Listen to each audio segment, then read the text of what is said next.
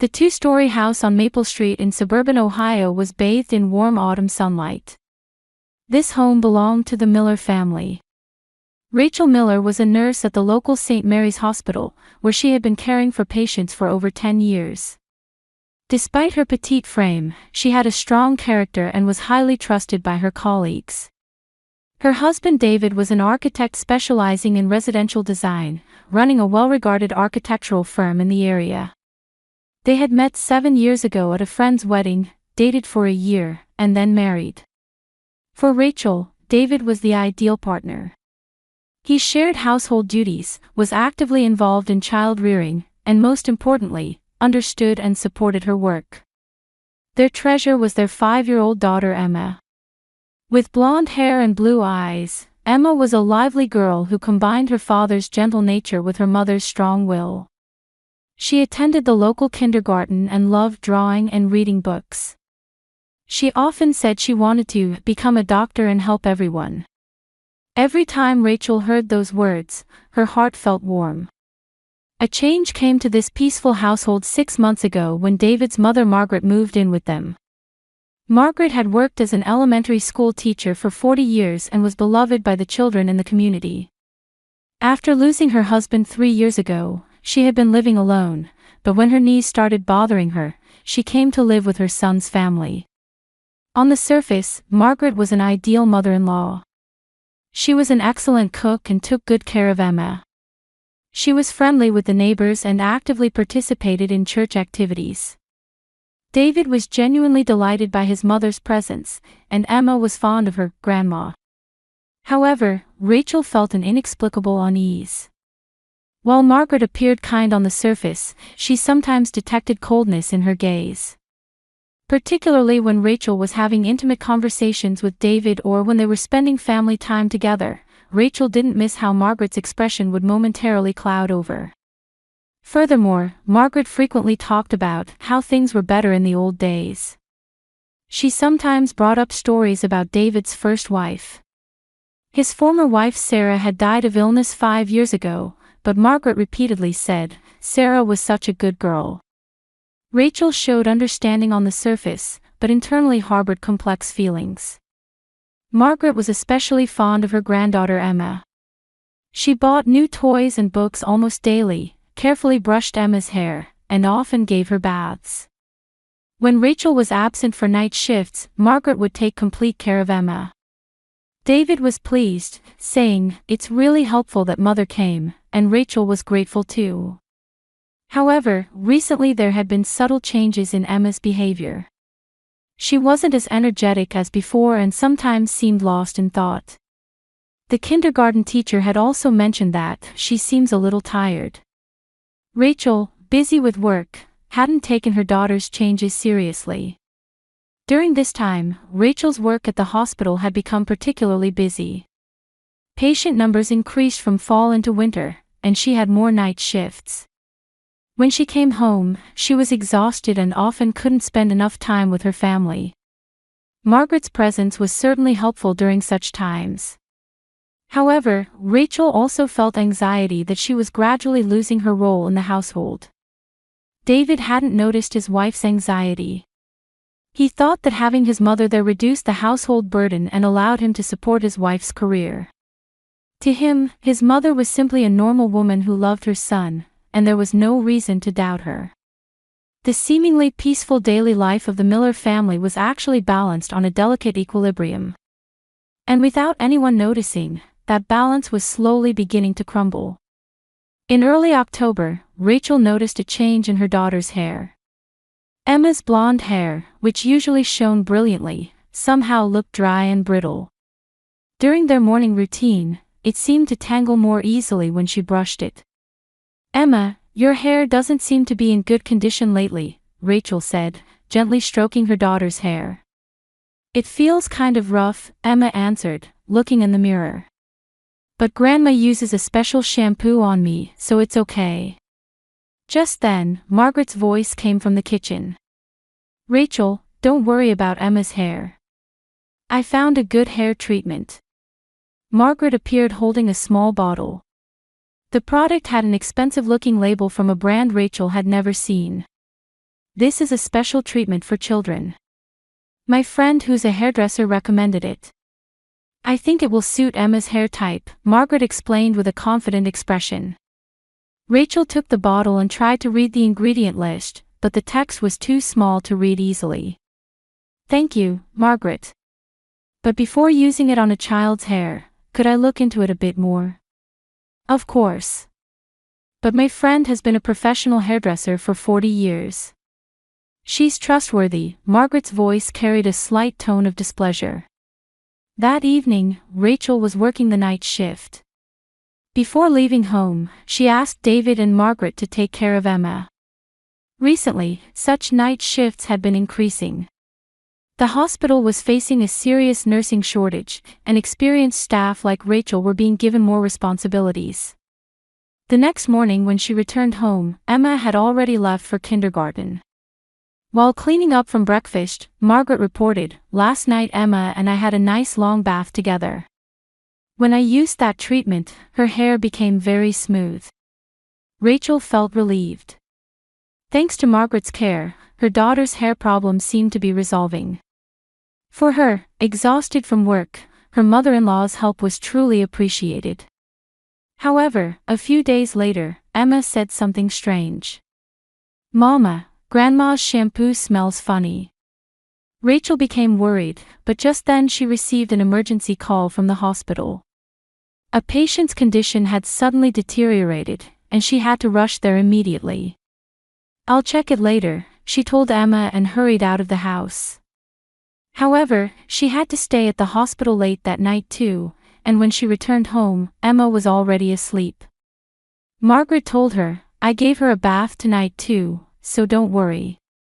While Rachel expressed her gratitude, she felt somehow unsettled.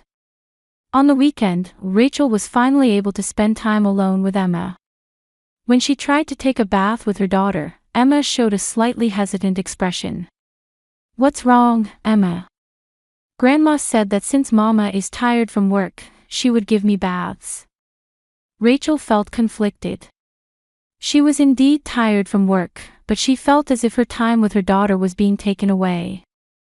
However, she reconsidered, thinking it would be rude to doubt Margaret's kindness. In the bath, Rachel washed Emma's hair and checked its texture.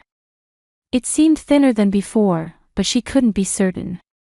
She told herself that children's hair can change with the seasons. "Mama, is my hair okay?" Emma asked anxiously. "It's fine, Emma. It's probably just the change of seasons. Grandma's treatment will start working," Rachel answered with a smile to reassure her daughter. However, internally, a small anxiety was growing. Recently, Emma didn't seem as lively as before and appeared to tire more easily. The kindergarten teacher had also said she seems listless many days.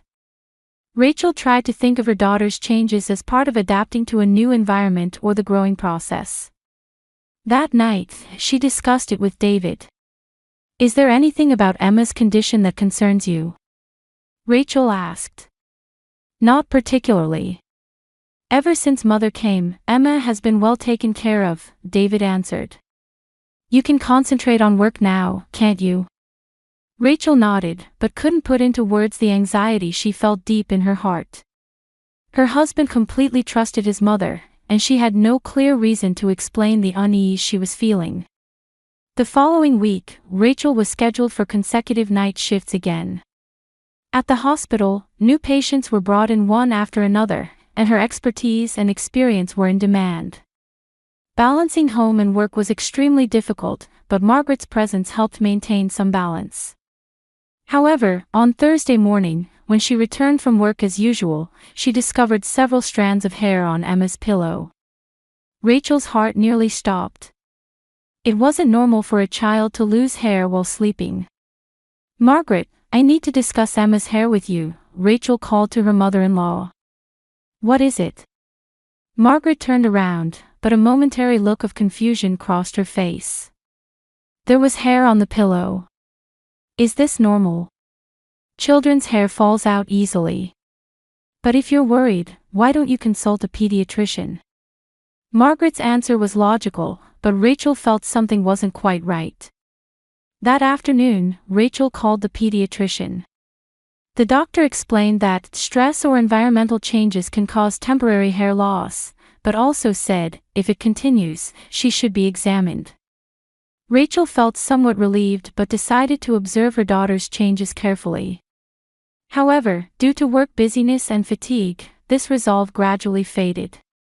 The situation continued where she had to rely on Margaret's devoted care. At the end of October, while preparing for Halloween, Emma complained that, "My hair feels prickly."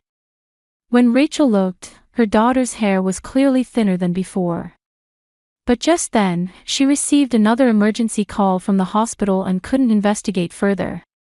"I'll check later, Emma." Rachel kissed her daughter and left the house. She remembered Margaret saying, "Don't worry, I'll give Emma's hair special care." Looking back, the changes had already begun by this time. However, Rachel was unable to trust her instincts due to her busyness and consideration for her mother-in-law.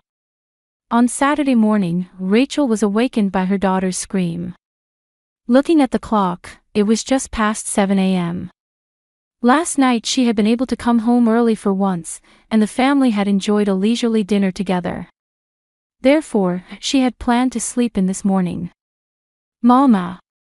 Mama!" Emma's voice trembled with terror. Rachel jumped up and rushed to her daughter's room. Emma was sitting on the bed crying. At that moment, Rachel's heart nearly stopped. Hair was scattered all over her daughter's pillow and sheets. It looked as if someone had torn hair from a doll. "Mama, my hair fell out," Emma said in a trembling voice. The moment Rachel looked up at Emma's face, the world stopped. Her daughter's head was completely bald. The hair that had definitely been there last night was gone without a single strand remaining. Emma's blue eyes were filled with tears, and her small face was distorted with fear. "Emma, it's okay," Rachel embraced her daughter with trembling hands. However, she herself was in a state of panic. As a nurse, she had seen many patients, but she had never heard of a healthy 5-year-old child completely losing all hair overnight. "Does it hurt? Is there any pain anywhere?" Rachel carefully examined her daughter's scalp. There was no redness or swelling, no signs of trauma. But that made it even more eerie. David, who had been sleeping in the next room, also rushed over upon hearing the commotion. He started to say, "What happened?" but lost his words when he saw Emma. "We need to go to the hospital immediately," Rachel said to her husband. "This is an emergency." Margaret also came upstairs from downstairs. She entered the room asking, "What's wrong?" and showed a shocked expression when she saw Emma. "Oh my, what a terrible thing. Poor Emma." 30 minutes later, the Miller family was in the emergency room at St. Mary's Hospital.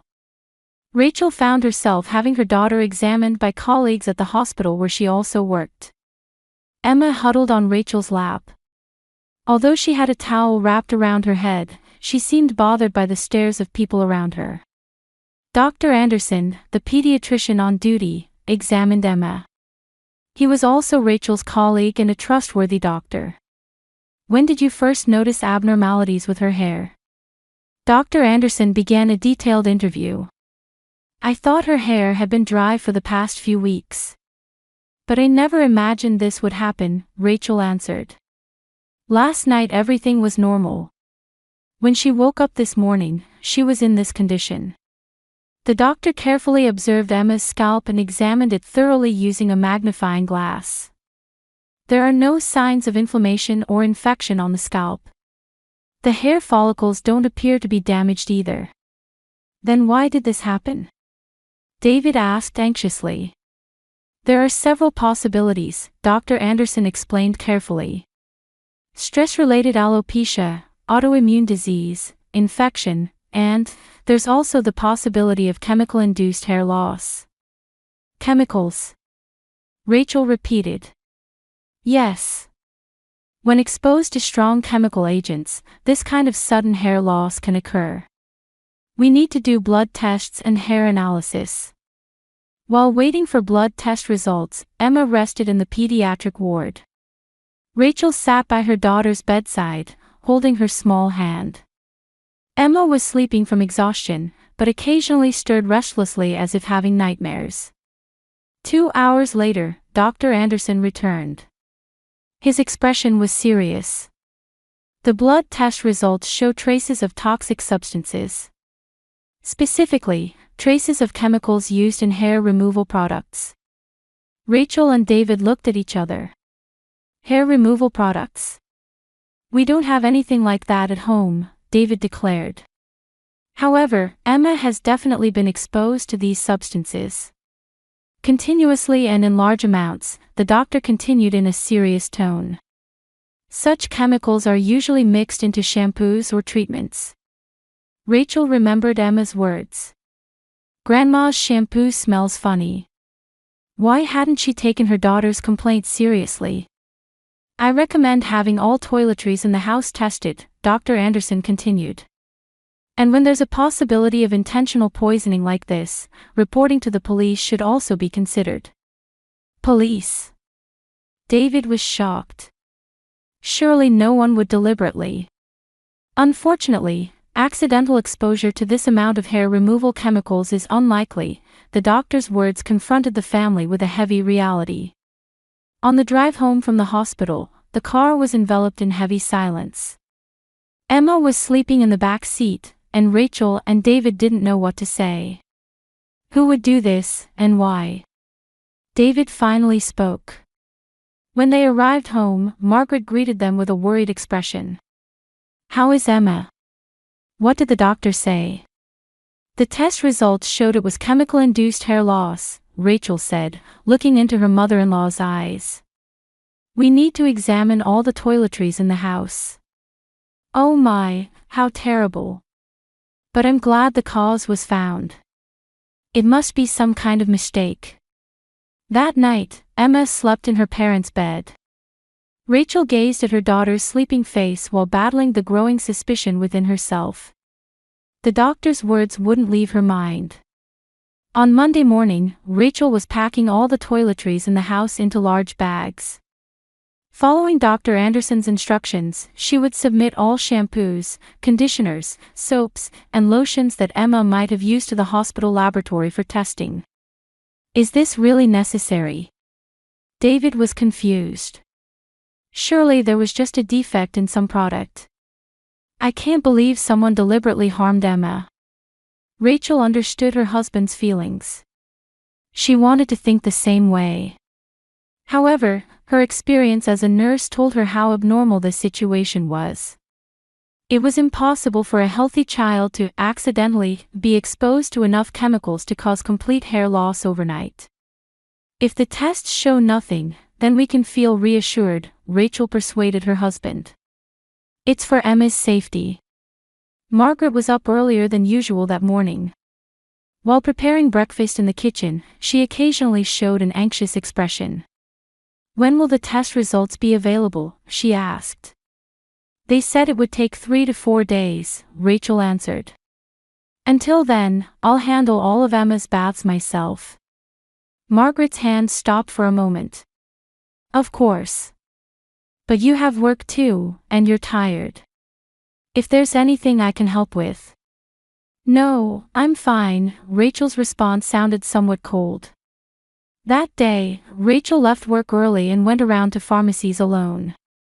She wanted to research Emma's symptoms. At the third pharmacy, she learned a shocking fact. I'd like to check purchase records for hair removal cream, Rachel consulted with the pharmacist. My daughter suffered chemical-induced hair loss, and I'm trying to find the cause. The pharmacist was sympathetic. I'm so sorry to hear that. Let me check records of anyone who recently purchased such products. The pharmacist's expression changed as he looked at the computer screen. You're Ms. Miller, aren't you? From this address. Yes. Actually, large quantities of hair removal cream have been purchased from this address from last month through this month. The purchaser is Margaret Miller. Rachel's blood drained from her face. How much? far exceeding normal usage amounts. It appears over 10 tubes were purchased. The pharmacist was confused. That's a dangerous amount to use at once. Rachel took a copy of the purchase records with trembling hands. On the drive home, she reviewed the records in the car. All purchase dates coincided with days when she had worked night shifts. The days when Margaret had been in charge of Emma's baths. When she got home, David had returned from work. Rachel reported her discovery at the pharmacy to her husband. David couldn't believe it at first. "Mother, that's impossible, she would never do such a thing," he shook his head. "It must be some mistake. Someone must have used Mother's name." David, face reality. Rachel desperately tried to persuade her husband. "Emma said, Grandma's shampoo smells funny." We ignored it. Just then, Emma came downstairs. She was wearing a colorful knit hat on her head. It was something Margaret had bought for her. "Daddy, Mommy, what are you talking about?" Emma asked innocently. Rachel hugged her daughter. "It's nothing, Emma. We were just having grown-up talk." At dinner time, Margaret showed her usual consideration. "Emma, your hair will surely grow back soon. Don't worry." David stared at his mother. He didn't completely believe Rachel's story, but seeds of doubt had been planted. That night, after Emma fell asleep, David decided to talk with his mother. Rachel listened from the next room. "Mother, I have something to ask you about Emma," David carefully began. "What is it?" Margaret answered while knitting. "Is it true that you bought large quantities of hair removal cream at the pharmacy?" Margaret's hand stopped. After a long silence, she answered. "I'm bothered by unwanted hair as I age." "Is there a problem with that?" "More than 10 tubes." David pressed. "Why are you interrogating me about my personal shopping?" Irritation crept into Margaret's voice. Just then, Emma talked in her sleep. "Grandma, don't use that, it hurts." All three froze. Rachel quickly went to Emma's room and picked up a small diary by her daughter's pillow. 5-year-old Emma had recently learned to keep a diary with pictures and simple words. Turning the pages, she found records in childish drawings and letters. "Grandma always uses a different bottle when washing hair. Head feels prickly. Strange smell." Rachel returned to the living room with the diary. "Look at this," she showed it to David and Margaret. Margaret's face turned pale. "A child's imagination. That's no proof of anything." "Mother," David's voice was shaking. "Tell me the truth. What did you do to Emma?" Margaret remained silent for a while, but eventually opened her mouth as if giving up. I didn't want to lose you." "What? Do you remember Sarah? Your first wife?" Tears welled up in Margaret's eyes. "She was healthy at first too. But David was horrified. "Mother, surely not. I did the same thing to Sarah. I gradually mixed it into her cosmetics. So it would seem like a skin disease. So she would leave you," Margaret confessed through tears. "But Sarah died. I never meant for that to happen." Rachel's body shook with terror.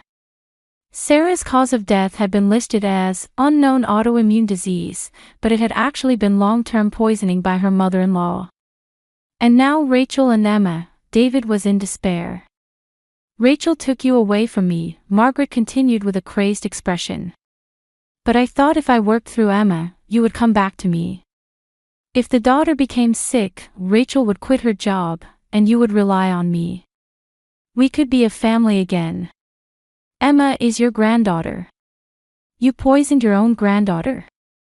David shouted. "Just a little at a time.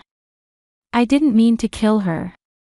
I just thought if she lost her hair, Rachel would be upset and turn to you for help." Margaret's logic was completely broken. Rachel took out her cell phone with trembling hands. I'm calling the police. Please, don't involve my son with the police, Margaret pleaded. I'll leave the house. I'll never come near you again. David was in deep shock, speechless. He couldn't accept the reality that his beloved mother had harmed his wife and daughter, and even his former wife. Mother, you're sick. You need treatment, he finally spoke. But you need to leave the house right now. Emma's safety is the top priority. That night, Margaret packed her belongings and left the house. 1 year later in the fall, Emma's hair was slowly beginning to grow back. It was still short, but it had regained a healthy shine. Standing in front of the mirror, stroking her hair, she asked, "Mama, is my hair getting prettier?" "Very pretty, Emma," Rachel hugged her daughter. "You're really a strong girl." After leaving the house, Margaret had moved to a senior apartment. David had considered putting his mother in a facility, but first chose separation. Margaret began receiving counseling from a psychiatrist and was making efforts to confront her behavior. During the first few months, David suffered from deep guilt.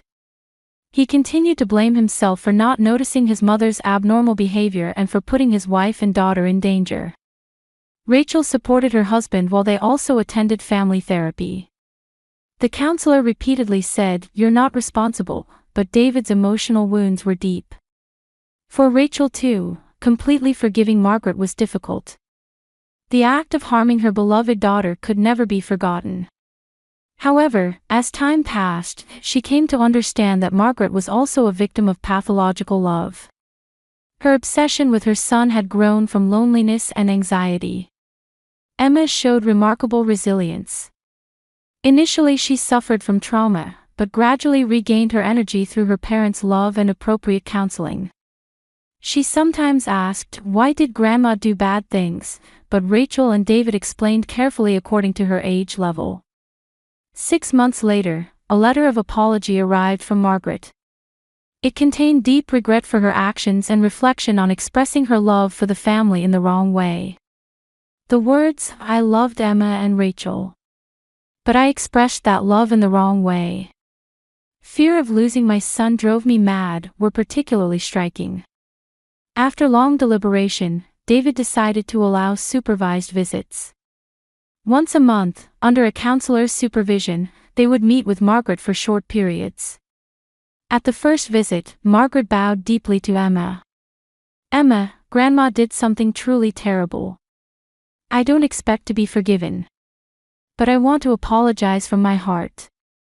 Emma was initially confused but asked, "Grandma was sick, right? Are you better now?" At that pure question, Margaret shed tears. Rachel didn't attend the visits but watched the attempts to gradually rebuild the relationship. It might be impossible to completely restore trust, but it might be possible to maintain a minimal relationship as family. On Christmas morning, 3 place settings were arranged on the Miller family's dining table. Emma was wearing a new headband and happily eating pancakes. Since her hair was still short, she had learned to decorate herself cutely with accessories. "By this time next year, your hair will be long too," Rachel said, and Emma nodded with a smile. David looked at his wife and daughter while thinking about the true meaning of family. He had learned that family wasn't just about blood relations, but about relationships where people respect each other and nurture healthy love. His mother's distorted love had nearly destroyed the family. However, through that experience, they were able to build true bonds. "Daddy, what are we doing today?" Emma asked. "Shall we build a snowman with you?" David answered. "Mama too." The 3 of them took hands and went outside. In the snowy garden, they began creating new memories. The wounds of the past might never completely heal, but they had found the strength to continue walking toward the future. They deeply understood that family begins with expressing love in healthy ways and respecting each other's boundaries.